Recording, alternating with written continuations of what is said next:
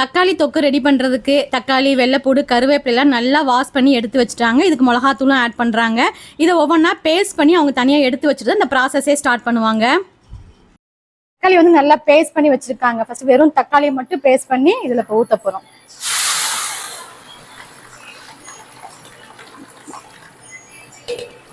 நம்ம வீட்டில் பார்த்தீங்கன்னா உங்களுக்கு பேனில் வச்சு செய்வோம், நம்ம கரண்டியில் மிக்ஸ் பண்ணணும். பட் இது பார்த்தீங்கன்னா அதுவே உங்களுக்கு மிக்ஸ் ஆகிக்கும். அதுக்கு தான் இந்த மிஷின். ஸோ ஈஸியாக மெத்தடு.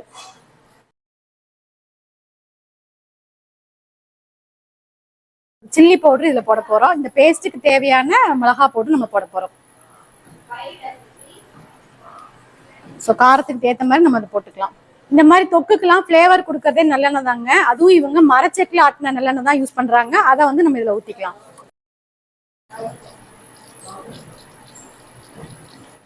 ஸோ கருவேப்பிலையும் போட்டுடலாம்.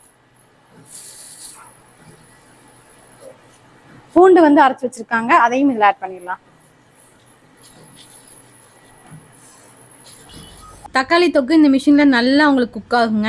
அது நல்லா எண்ணெய் பிரிஞ்சு வரணும். இப்போ பார்த்தீங்கனாலே உங்களுக்கு தெரியும், நல்லா அந்த கலருமே சேஞ்ச் ஆகி ஆயில் பிரிஞ்சு வர ஸ்டேஜ் ஆயிடுச்சு. இப்படி இருந்தால் தான் உங்களுக்கு ஒரு 3 months வந்து கெடாமலே இருக்கும். உங்களுக்கு சாப்பிட்றதுக்கும் ரொம்ப டேஸ்ட்டாக இருக்கும். ஃபைனலாக இதில் கடுகு, உளுந்தம்பருப்புலாம் தாளிச்சும் கொட்டியாச்சுங்க. இப்போ இதை வந்து வேறு பவுலுக்கு வந்து ட்ரான்ஸ்ஃபர் பண்ணிடுறாங்க. இப்போ இதை நல்லா ஆற வச்சுட்டு கண்டெய்னரில் ஃபில் பண்ணிடுவாங்க. 100 grams 250 grams சொல்லிட்டு எந்த அளவோ அதை வந்து பேக் பண்ணிடுவாங்க.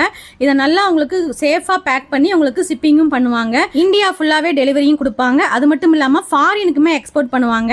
இப்போ இந்த வீடியோவில் நீங்கள் ஃபுல்லாகவே பார்த்துருப்பீங்க. இந்த தக்காளி தொக்கை வந்து எவ்வளோ இவங்க ஹைஜெனிக்காக ப்ரிப்பேர் பண்ணுறாங்க, எந்த ப்ரிசர்வேட்டிவும் ஆட் பண்ணாமல் பண்ணுறாங்கன்னு உங்களுக்கு தெரியும். நம்ம வீட்டில் எப்படி பண்ணுறோமோ சேம் அதே மெத்தடில் தான் பண்ணுறாங்க.